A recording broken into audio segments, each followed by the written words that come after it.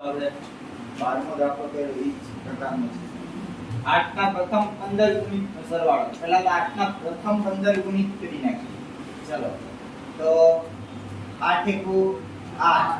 plus 8 દુ 16 8 તેરી 24 આવી રીતે આ હવે છેલ્લે 15 ગુણિત કીધો તો આપણે 8 ને કેટલા વડે ગુણી નાખશું 15 અઠા કેટલા થાય હવે તો આવડું છે 15 અઠા 100 કેટલા થાય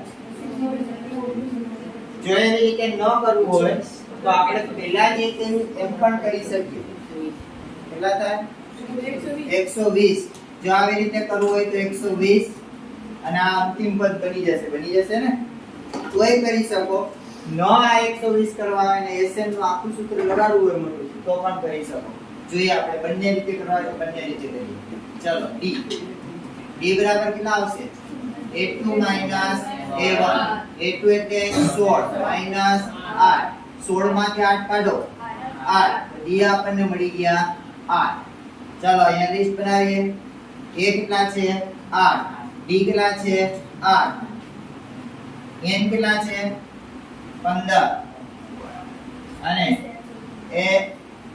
L છે આપણા કેટલા છે 120 જો આધારિત આપણે કરવું હોય તો એટલે અહીંયા છે 120 ચલો SN બરાબર n ના છેદમાં 2 કૌંસમાં a પ્લસ l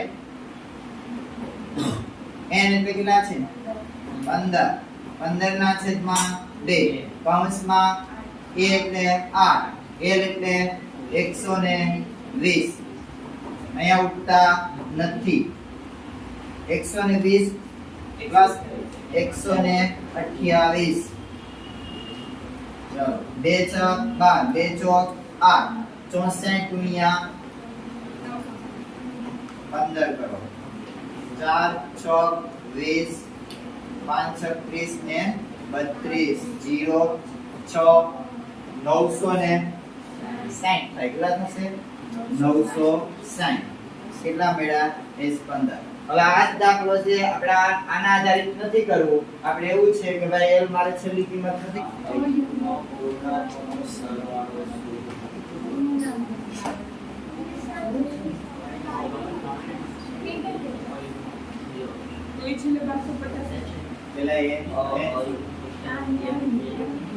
પેલા n શોધી લઈએ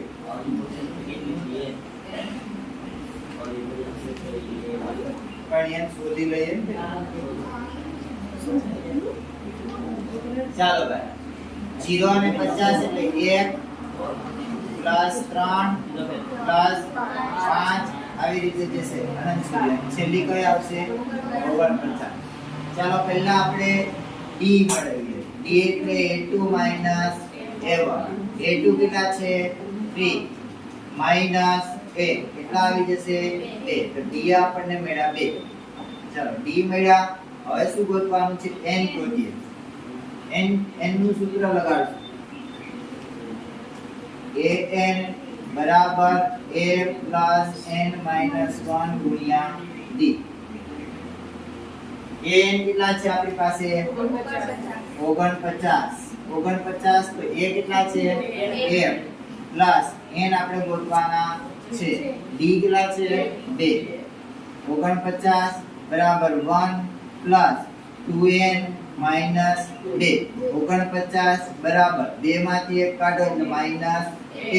એટલે 2n માઈનસ 1 49 પ્લસ 1 એટલે 2n 49 ને 1 કેટલા થઈ જશે 50 2n 50 ના છેદમાં 2n એટલે અહીંયા કેટલા મળી જશે 25 તો n બરાબર કેટલા મળશે આપણને 25 મળે હવે દાખલો સૂત્ર લગાડશું SN બરાબર n ના છેદમાં 2 અહીંયા કેટલું લાગુ 2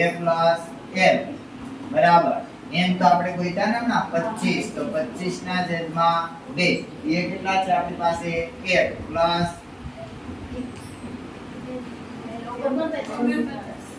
l કેટલા છે 49 અને 25 ના છેદમાં 2 અહીંયા આવશે 50 25 ને 25 દુ 50 બરાબર અને